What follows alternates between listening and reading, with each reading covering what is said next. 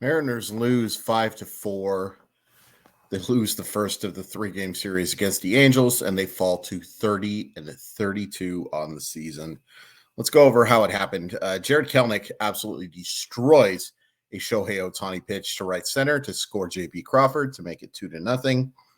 Shohei Ohtani gets revenge, and I mean, holy crap, did he crush a baseball to make it 2-2. We'll talk about something about why that homer happened a little bit. Luis Rengrifo, that Mariner killer of Mariner killers, gives the Angels a 3-2 lead in the fourth.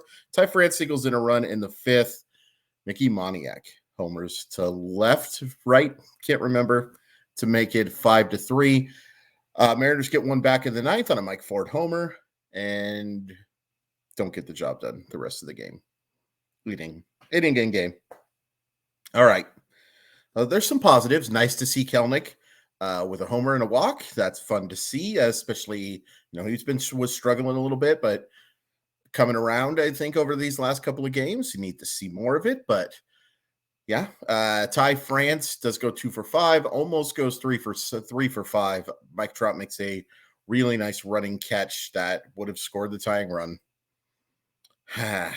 C'est la vie. Any other Matt Brash did a really nice job, did issue a walk, but then gets through the heart of the lineup, gets Mike Trout to strike out, gets Shohei Ohtani to ground out. That's pretty darn good, and the bullpen was good today. I thought Luis Castillo was good today, too.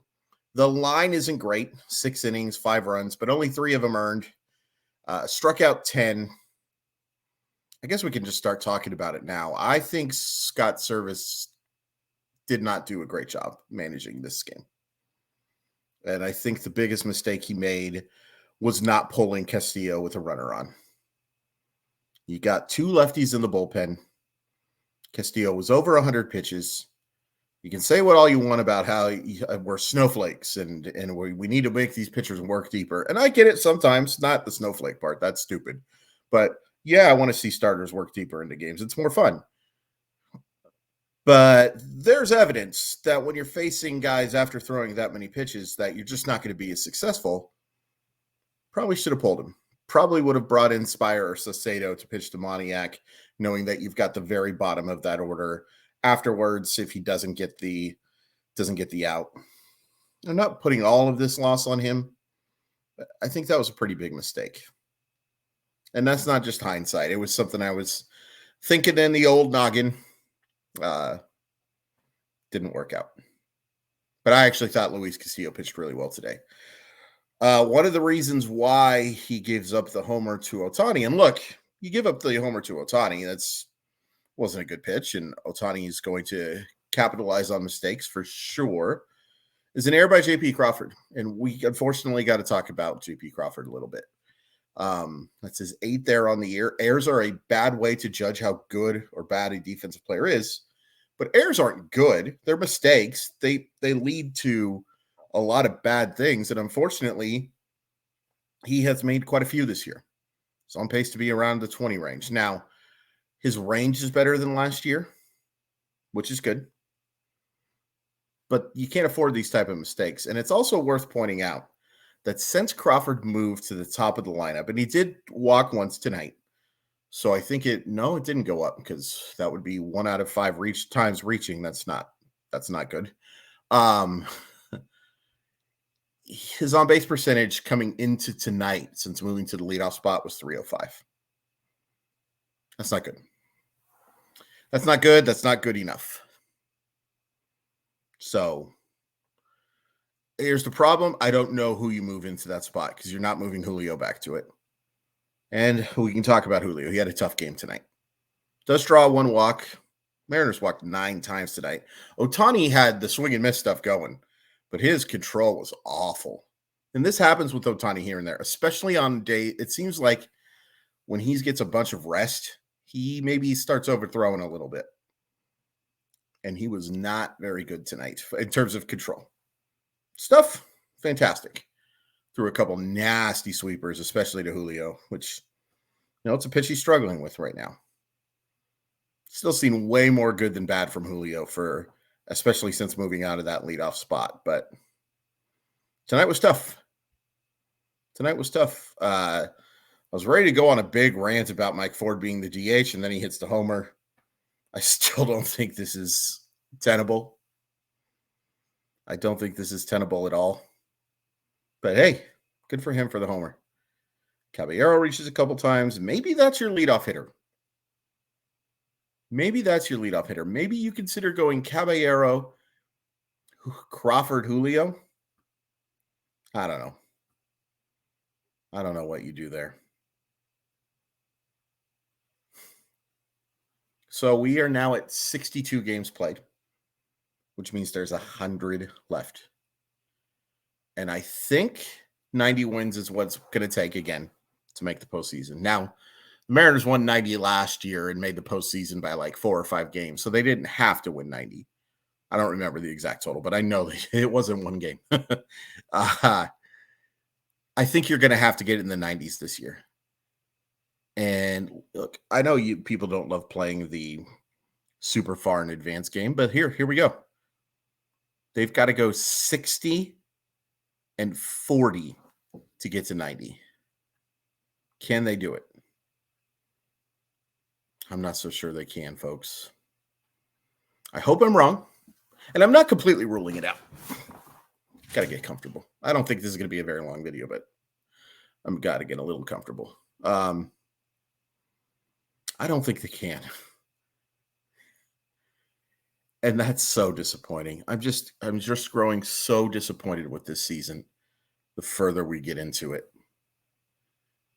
And I think here's the worst part. It doesn't look to me like this team is having any fun playing baseball right now. And that stinks because I know it's hard to have fun when you're losing, but this was such a fun group last year. And you even saw glimpses of how much fun they were having when they were bad last year in the first half. Like that Julio smile. And I've still seen it here and there. I saw it a bunch, against the Padres. I saw it when he just absolutely shellacked that homer. It just doesn't look like they're having fun. And in turn, I'm not having fun. Now, the exception to this is when I record these videos because, look, you can tell I'm frustrated. Obviously, I'm not a good actor, so you can tell that this is not like a blast. But I do have fun recording these videos. And I do have fun like reading the comments and, hope responding to as many as I can and all that good stuff. But I didn't expect this. At least they didn't get crushed tonight. A 1-run loss. I mean, somebody on Twitter I joked about like that. Hey, they didn't get their butts kicked. Joked that like it's come to this. They didn't get crushed. It's a win. And obviously that's not the case, but it's more fun than getting crushed. Sometimes the painful losses. Sometimes I'd rather have what happened to them in Texas, where they just get absolutely worked because it makes for better content. And also, it's less heartbreaking. 1-run losses could be heartbreaking. 1-run wins could be thrilling.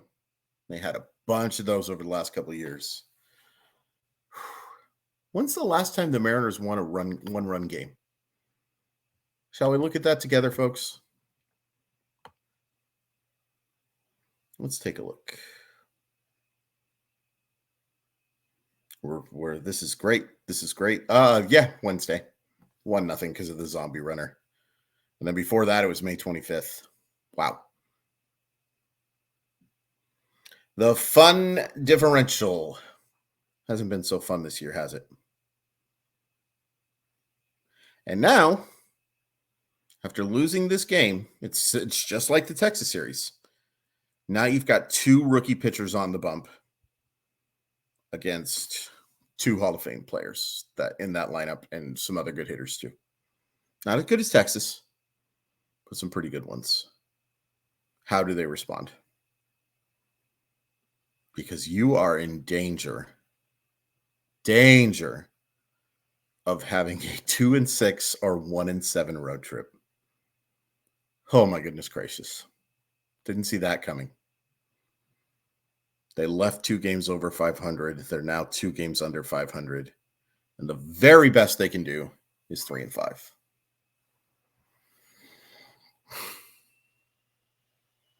Bummer. Bummer, man. I had such high expectations, and I knew this roster was flawed, and I knew that there was the chance that they wouldn't be as good. But I didn't see this. I didn't see a team that could lose 5 of 6 games and that has gotten worked. Didn't get worked tonight, but got worked in a lot of those losses. So like I said, tomorrow we've got Brian Wu against Patrick Sandoval. 7 o'clock game. Luckily, it'll be on normal television and not Apple. And I don't hate the Apple broadcast. It stinks for my grandma. She can't access it.